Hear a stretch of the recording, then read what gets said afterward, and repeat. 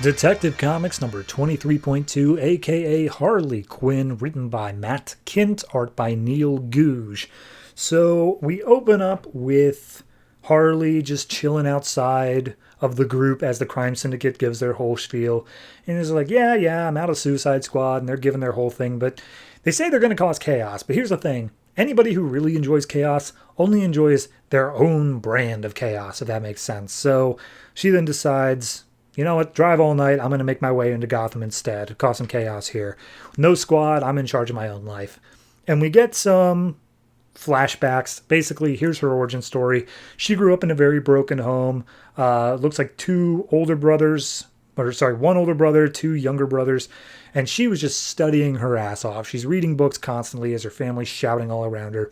And her father even taunts her saying, you think you're going to be able to get out of here? Nah, you're trapped here forever like the rest of us.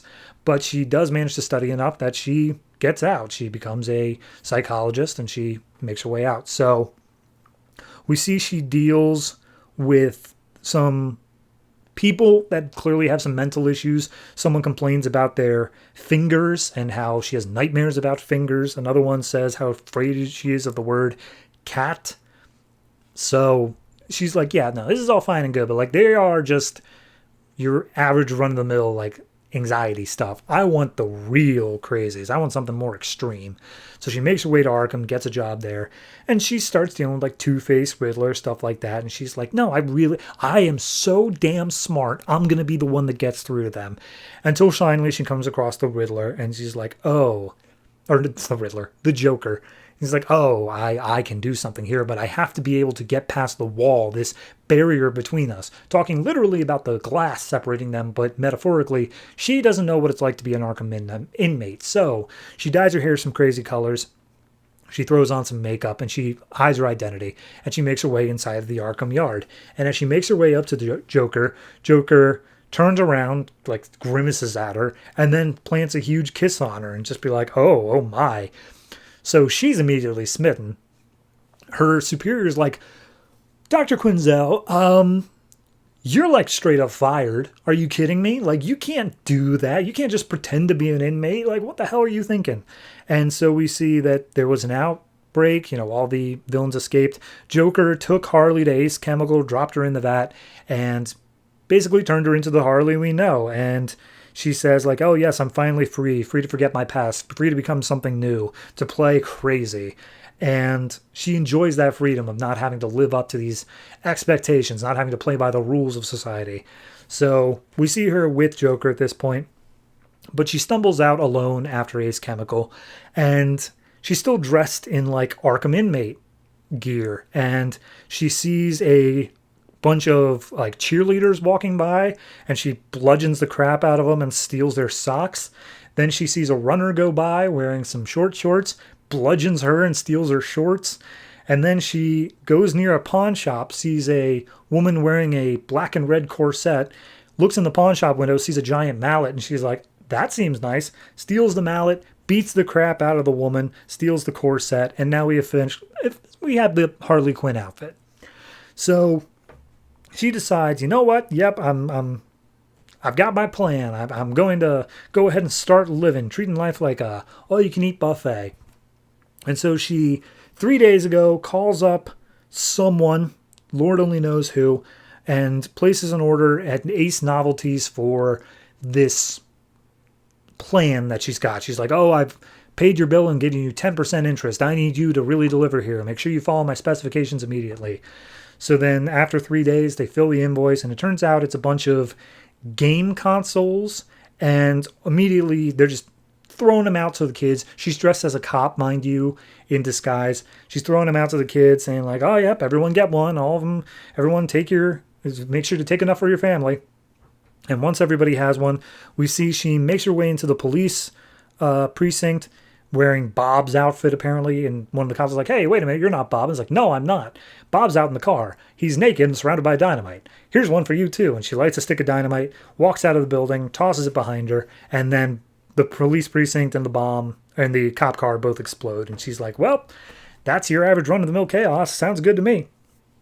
And then at that point, she kind of dissociates. She sees the pain that she's causing, but she's like trying not to actually deal with it. Like she's numb to it.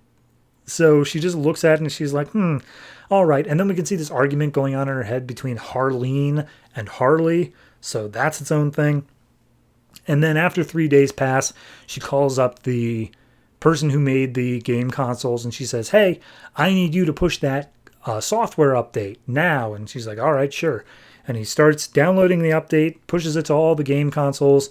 And then as the update completes, all across Gotham, these kids playing these game consoles, they all start exploding.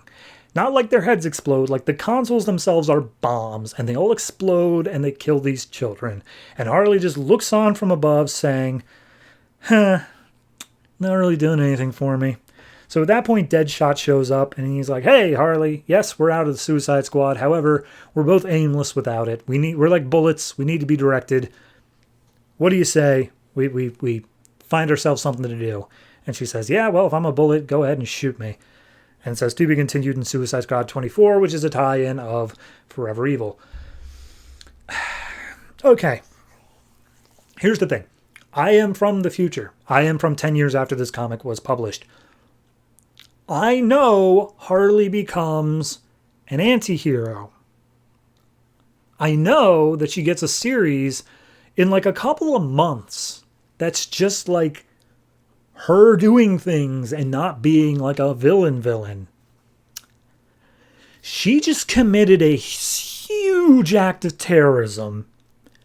And I don't think that we can brush that under the rug. Like, don't get me wrong here. Like, the other one that we're meant to reference this with is Deadshot, because Deadshot did a Suicide Squad thing in the last week's issues, and he was doing it for money. But he always made sure he had a moral code to it. She just killed at least like 1,000 kids. And now it's like, oh yeah, tee-hee, that's just her brand of chaos. Like, no. I can't square that circle, DC. I mean, don't get me wrong. If you're keeping her as villain, this is a villainous thing to do. 100%. I am all for Harley Quinn being this horrific murderer that's following in the Joker's footsteps. But you can't just have her kill 1,000 kids and then go, I didn't really like that. That wasn't for me. Like, no, too bad, man. Maybe that's just me. But like this seems like irredeemable to Harley at this point. Like when she was under the thrall of the Joker, so be it. But this is, in all technically, she has left the Joker. That is no longer what she's doing. She is making her own decisions at this point, and her first decision is, I'm going to kill a bunch of children. So I don't see, Harley Quinn is now just a hard villain, and that's going to take a lot to get past. As term for a rating, I mean, it's not poorly written. It's just intent. It's where I know things are going to end up. So at this point, she is still just a hardcore villain, and this does a lot to further that. So if I'm looking at this from a technical standpoint, it is like a good, I'd say 6.5 to 7. I'd go with the 6.5 though, just because it is hard for me to divorce that. It is hard for me to say, no, she is actually good at heart. So yeah, 6.5 for this. But like, how do you go from here?